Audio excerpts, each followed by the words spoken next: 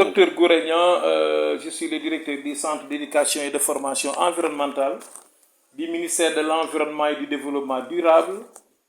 Je suis le président du groupe thématique renforcement de capacité donc du Comité national changement climatique, membre également du Comité national de tutelle et de suivi du programme régional de l'efficacité énergétique donc de l'UEMOA. Membre également du comité interministériel de suivi des projets et programmes du Centre régional des énergies renouvelables et de l'efficacité énergétique de la CEDEAO, dirigé par Monsieur le ministre Abdou Fall. Je suis également conseiller départemental au niveau du département de Keur Massar, membre de la convergence des cadres républicains de l'Alliance pour la République, donc membre de Benno Bokk Yakaar. Je suis également membre de la convergence des cadres républicains du département de Keur Massar, de l'Alliance pour la République.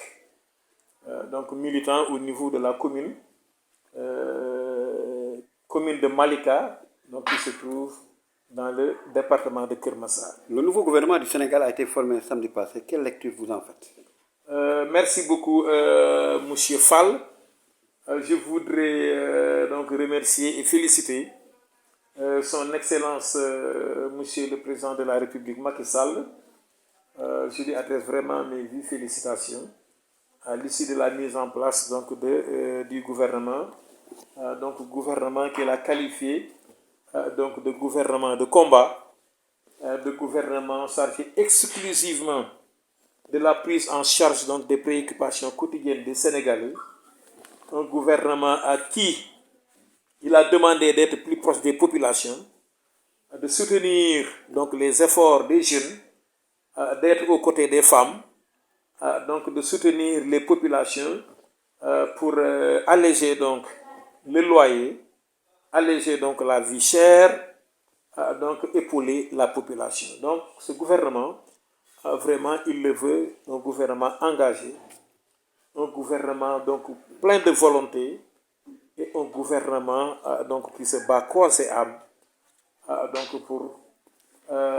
faire donc du plan Sénégal émergent un levier du développement économique et social de notre pays.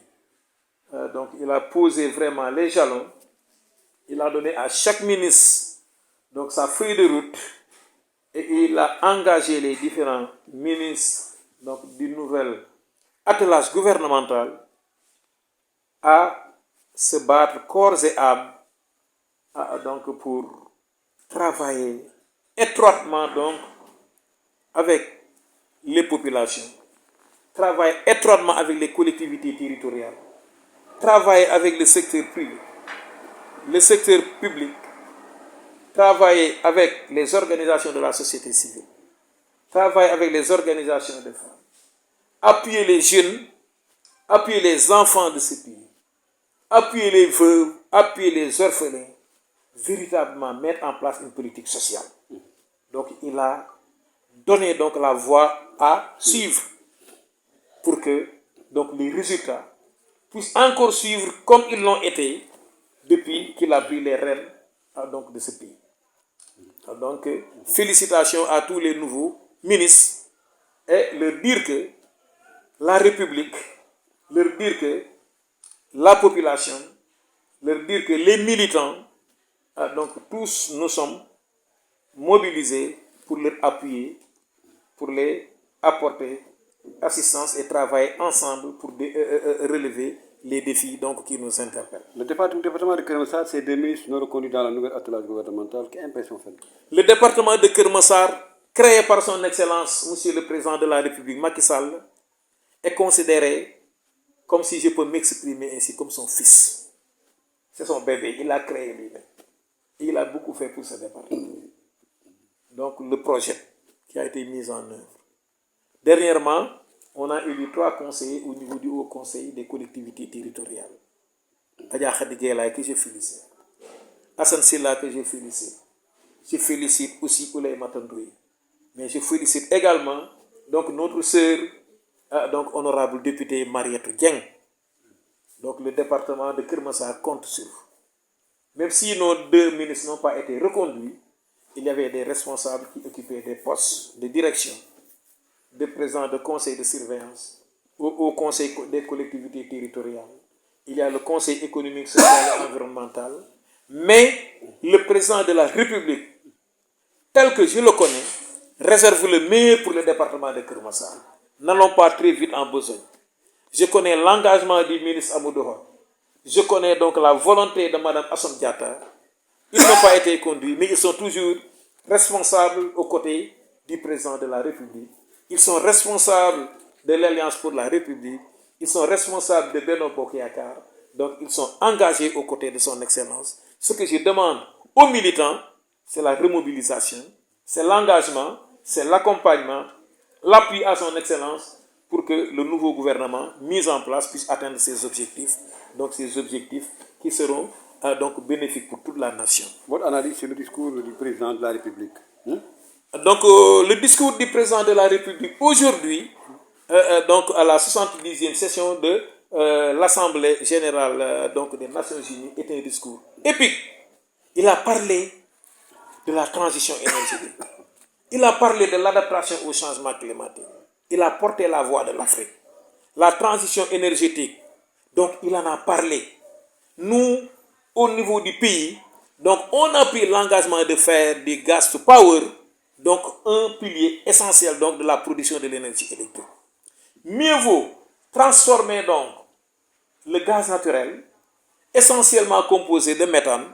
en électricité qui va dégager du CO2, et ce CO2 sera absorbé donc par les plantes qui seront mises en place dans le cadre du PSE vert. Donc pour vous dire que la transition énergétique ne nous fera pas peur. Donc nous voulons soutenir le développement économique, social, nous voulons transformer donc l'industrie, nous voulons donc transformer donc l'économie nationale. Donc là, il nous faut beaucoup d'énergie électrique pour que l'accès à l'électricité en 2025 pour le Sénégal soit une réalité. Donc le Sénégal a fait des pas extraordinaires dans la pénétration des énergies renouvelables dans le mix énergétique. Donc, 32% d'énergie renouvelable en termes de puissance installée donc dans les réseaux interconnectés. Ça, donc c'est quelque chose donc il faut saluer. 8 centrales solaires photovoltaïques au Sénégal, 8 champs solaires photovoltaïques connectés au réseau, une centrale éolienne de 158 MW à Taïba Ndiaye. Et les centrales dans le cadre de l'OMVS, dans le cadre de l'OMVG, Felou,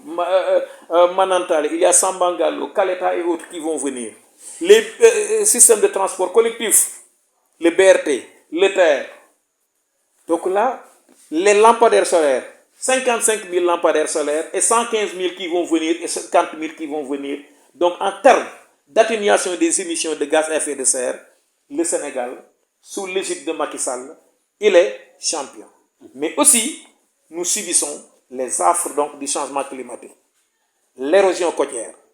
les pluies diluviennes, les inondations, la sécheresse, la désertification. Il nous faut des programmes d'adaptation.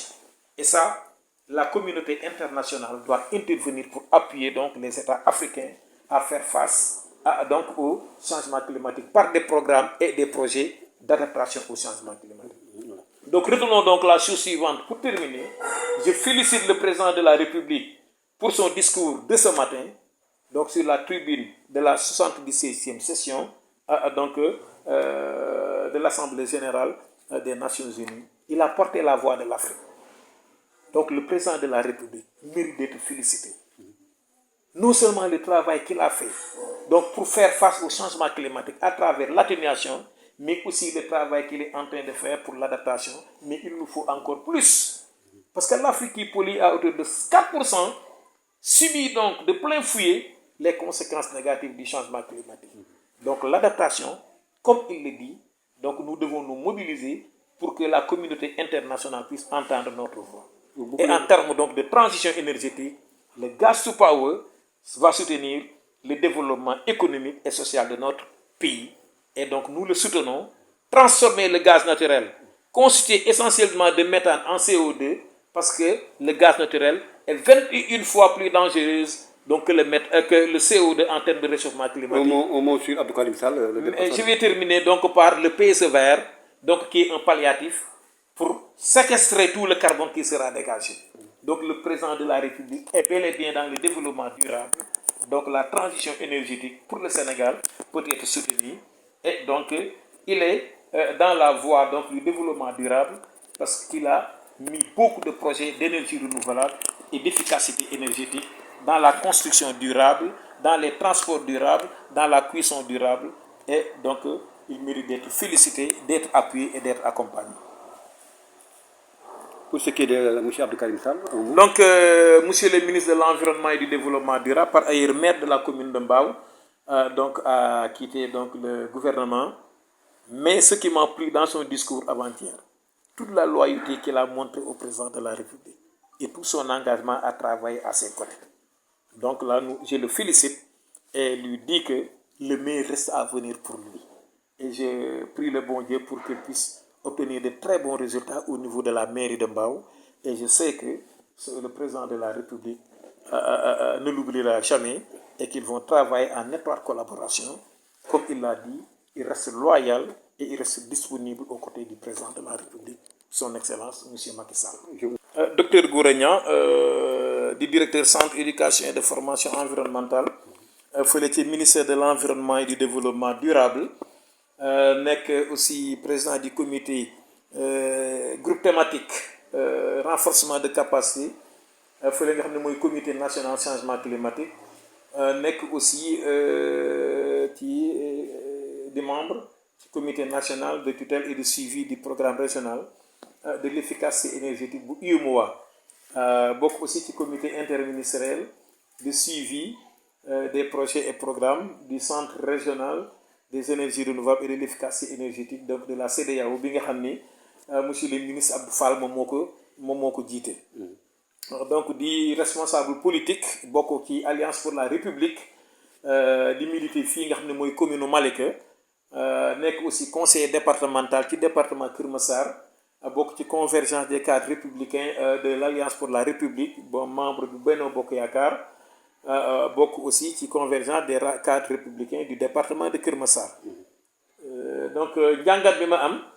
ci gouvernement bi mooy di commencer d'abord di ndokkeel ki jiite réew mi di président de la République donc Macky Sall maa ngi koy ndokkeel di rafetlu taxawaayam di rafetlu aussi dogal bii mu jël ci mettre en place gouvernement bi jiital ci ki nga xam ne moom mooy monsieur le ministre Amadou Ba donc premier ministre. Ak ministre yi nga xam ne moom la jël teg leen ci wetam pour que ñu daal di liggéey comme ni nga ko waxee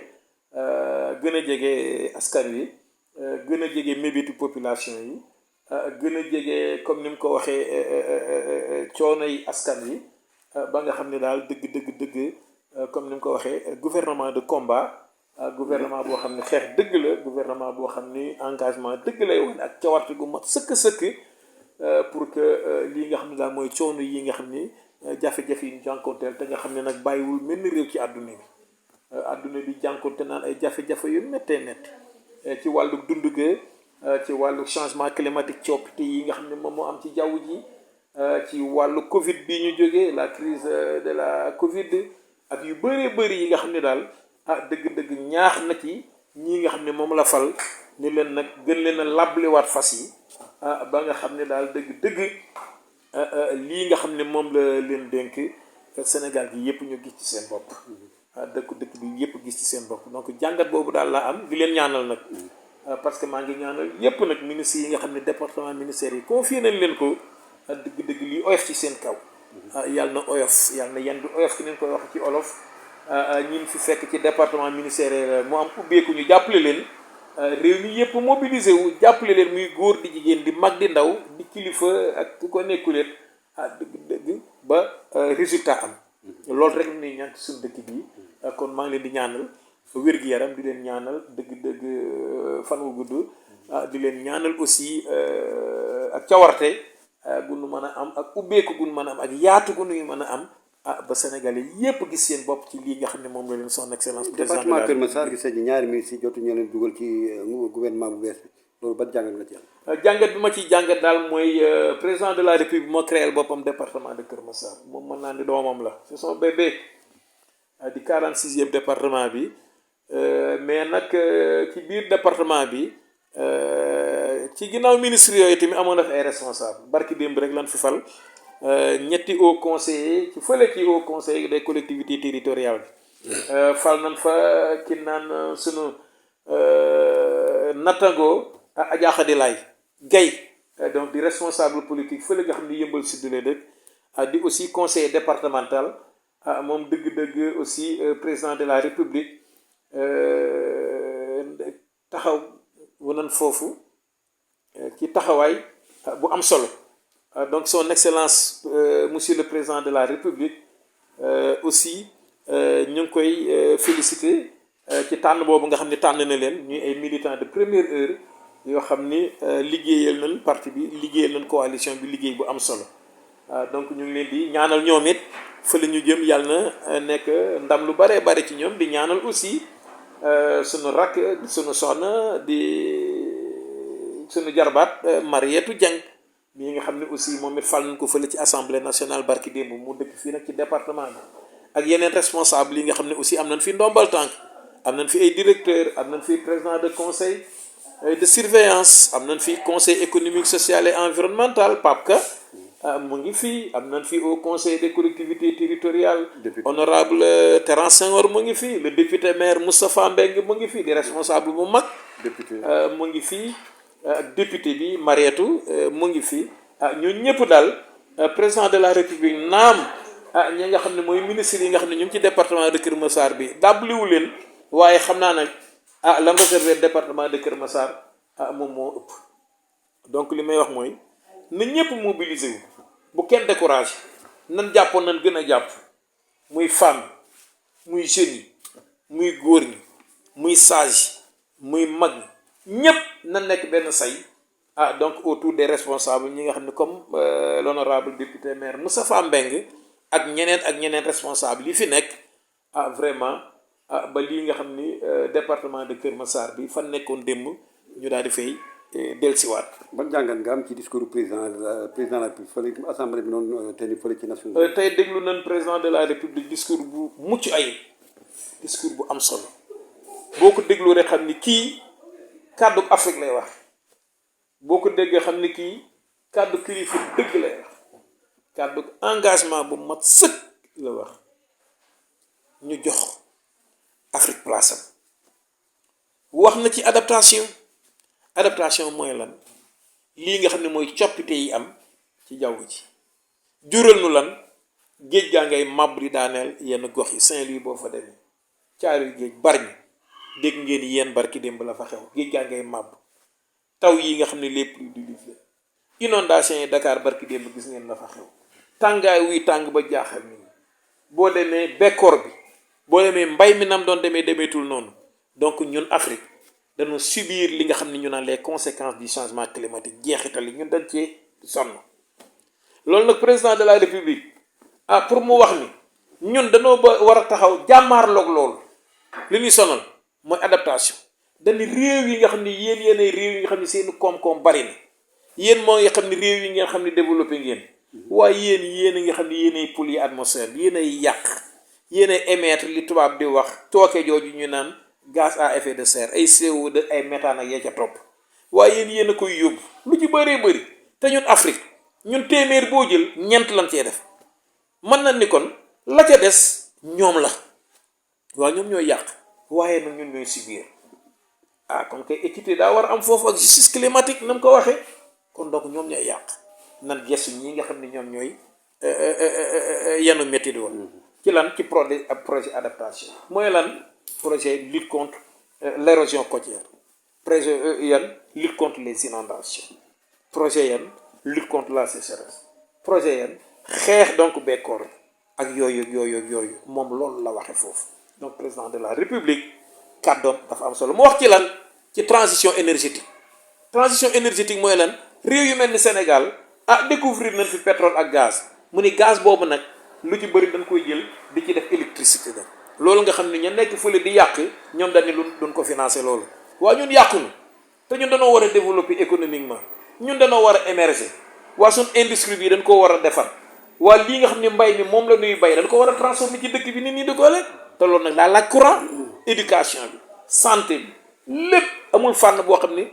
courant bàyyi ko moom nag mu ne loolu da bëgg tey ñu financer la transition énergétique ba gaz su pawo boobu am doole ci dëkk bi ndaxte moom aussi def na jéego yu rëy ci transition énergétique mooy lan mooy tey Sénégal bu ñu jëlee énergie bii nga xam ne mooy jóge ci jaww ji ay énergie renouvelable jóge ci ngelaw li lii di jóge ci ndox lii di jóge ci ngelaw li ak lii di jóge ci jant bi def na ci jéego yu rëy ba tey boo jëlee téeméer boo jël donc fanweeri ak ñaar yi mën na ni ay tool yoo xam ni day jur courant ci lan fii jóge ci soleil ñu ni ko panneau solaire ak lan di jóge ci ngelaw ñu naan ko ay énergie éolienne ak lan lampadaire solaire yi nga xam ni tey boo jëlee juróom fukk ak juróom ci ay junni lampadaire solaire ñu ngi tàkk ci Sénégal te nee na tegalaatu leen ma téeméer ak fukk ak juróomi junni ci ay lampadaire solaire ci Sénégal ak juróom fukk ak junni ci ay lampadaire yu war a ñëwaat Sénégal mu ni loolu defal leen ma waa kon ku def loolu kay champion la ci énergie renouvelable. Abdou Karim Sall. bis terre bi ñëwaat BRT bi ñëwaat ak le plan Sénégal émergent vert transition énergétique bi bu lakkee méthane bi nga xam ne moom moo ëpp ci gaz naturel bi def ko CO2 moo gën CO2 boobu nag PSE vert bi lu muy jëmbat ci garab moo koy lekkaat bu ko lekkee nag ñu daal di am des puits de carbone lu émettre nañ ko lekk am des projets d'adaptation gars yi jàppale na ci projet atténuation yi moom Sénégal président de la République def na ci lu bare bare. wàllu Abdou Karim Sall bi nga xam ne demam bi xaw na. donc di ko gërëm di ko sant moom mi nga xam ne moo jóge fële ci ministère de l'environnement et du développement durable donc kii di suñ frère donc suñ camarade donc de parti de coalition remplacé ko muy le ministre Alioune Ndoye donc di ko ñaanal moom Alioune Ndoye mii nga xam ne mooy dugg si yàlla na suñu borom bi defal ko fa ndam lu rëy bu weesu njortam yàlla na suñu borom bi jàppale ko yàlla na suñu borom bi wéral ko yàlla na suñu borom bi dëgëral ko Abdou Karim nag ñu ngi koy wax dem nga waaye nag liggéey ba nga fa desoon dinañ ko àggale di ko ñaanal fee mu nekk ca mairie mbaaw ba yàlla defal ko la gën ba résultat yam bëgg ca mairie ba yàlla na ko defal te li mu wax barki démb ci discours bi doy na ma sëkk parce que li mu wax dafa remercier son excellence monsieur le président de la république daf ko feddali ko lërëm ni ko nag man na ma nekkee woon barki démb nekki ko démb noonu laay nekkee yow tey noonu laay nekkee yow ëllëg donc war na ko di ak cofeel